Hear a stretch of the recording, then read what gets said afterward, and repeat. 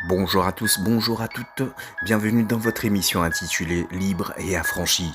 Il y a 3 jours de cela, nous avons vu ensemble être athées et les convictions mondaines. Aujourd'hui, on vient apporter la lumière sur la seconde partie avec la question: pourquoi devrais-je croire en Dieu? Pourquoi croire en Dieu? C'est ce que nous allons voir ensemble. L'homme, depuis des siècles, depuis des années, n'a cessé de faire des erreurs, au point où même l'humanité, les conditions humanitaires, météorologiques et environnementales sont menacées. Les hommes semblent avoir perdu le contrôle de toute chose, et les années à venir ne présagent rien de spécialement bon.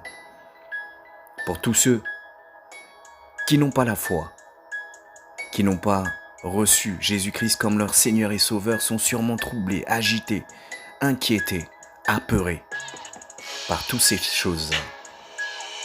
Mais il n'est pas trop tard.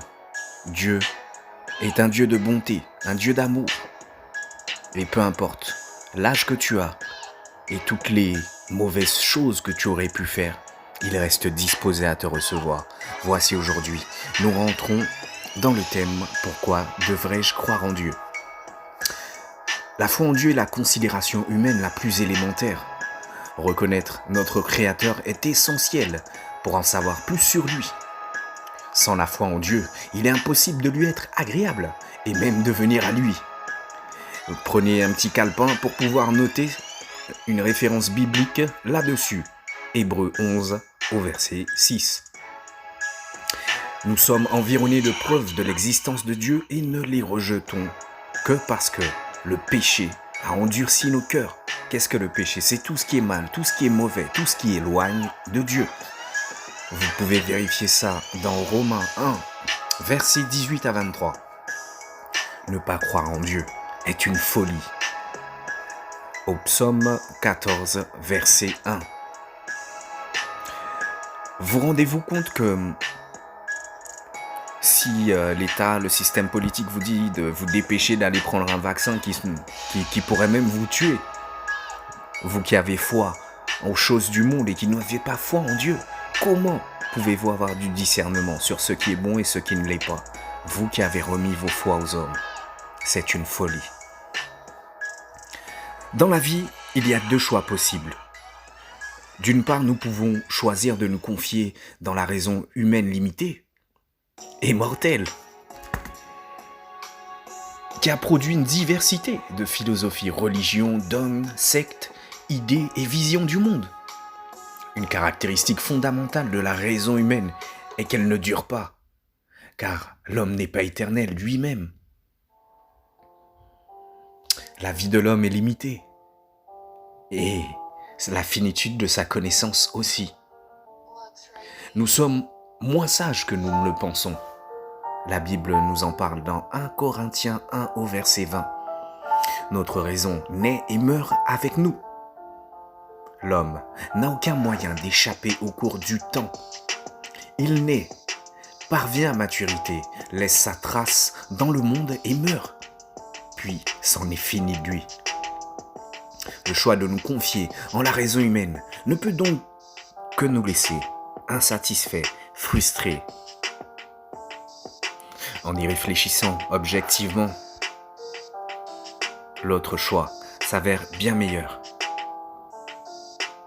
Nous pouvons choisir aussi d'accepter la révélation divine dans la Bible. Car développer une relation avec Dieu, c'est pas simplement faire partie d'un groupe, mais c'est surtout quelque chose d'individuel. Dieu te connaît personnellement. Confie-toi en l'Éternel de tout ton cœur et ne t'appuie pas sur ton intelligence. Ainsi parle Proverbe 3 au verset 5. Sache que pour accepter la Bible comme venant de Dieu, tu dois d'abord reconnaître son existence. La foi en le Dieu de la Bible n'empêche pas de recourir à la raison, mais quand nous cherchons Dieu, il nous ouvre tout simplement les yeux. Référence vérifiable dans Psaume 119, verset 18. Il nous éclaire aussi. Éphésiens 1 au verset 18. Et il nous donne la sagesse, Proverbe 8. La foi en Dieu est appuyée par les preuves abondantes de son existence. Toute la création rend un hommage et témoignage silencieux à son Créateur. Psaume 19, versets 1 à 4. La parole de Dieu, la Bible, établit sa propre validité et fiabilité historique. Considérez par exemple les prophéties de l'Ancien Testament concernant la venue du Messie. Michée 5 au verset 2 dans la Bible dit qu'il naîtra à Bethléem en Judée. Michée a exercé son ministère de prophète vers 700 avant Jésus-Christ. Où Christ est-il né 7 siècles plus tard? À Bethléem, en Judée, ainsi que le prophète l'avait prédit. Vérifiable en Luc 2, versets 1 à 20. Dans Matthieu 2 aussi, versets 1 à 12. Nous avons aussi le scientifique Peter Stoner, qui a montré que la science des probabilités permettait d'exclure qu'on puisse attribuer l'accomplissement des prophéties bibliques à des coïncidences.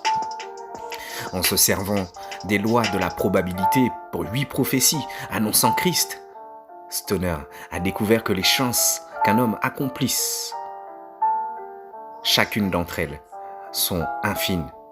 Jésus accomplit bien plus que 8 prophéties. Les prophéties sont clairement des arguments de poids en faveur de la fiabilité des Écritures. En lisant la Bible, on découvre que Dieu est éternel, saint, personnel, plein de grâce et d'amour. Il est entré dans l'histoire par l'incarnation de son Fils, le Seigneur, Jésus-Christ. C'est vrai, on parle de diverses religions, de diverses croyances, mais qui a fait ce que Jésus-Christ a fait?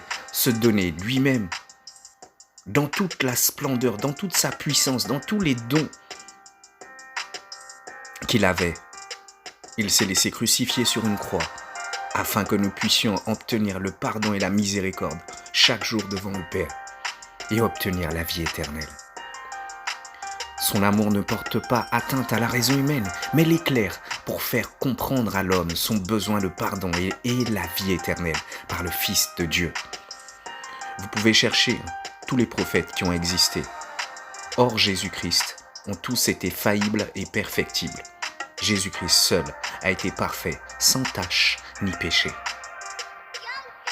Il est certes possible de rejeter le Dieu de la Bible, et beaucoup le font. L'homme peut rejeter l'œuvre que Jésus-Christ a accomplie pour eux. Mais rejeter Christ, c'est rejeter Dieu. Ainsi parle la Bible en Jean 10 au verset 30. Et toi, mon frère, et toi, ma sœur, tu vas vivre selon la raison humaine, limitée et défectueuse et périssable et mortelle, ou bien tu vas reconnaître ton Créateur et accepter la révélation de ce Dieu-là dans la Bible.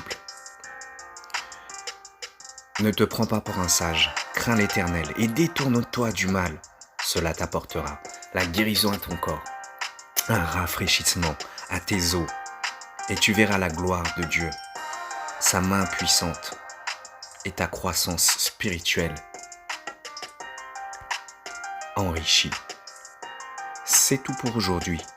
Soyez abondamment bénis au nom de Jésus.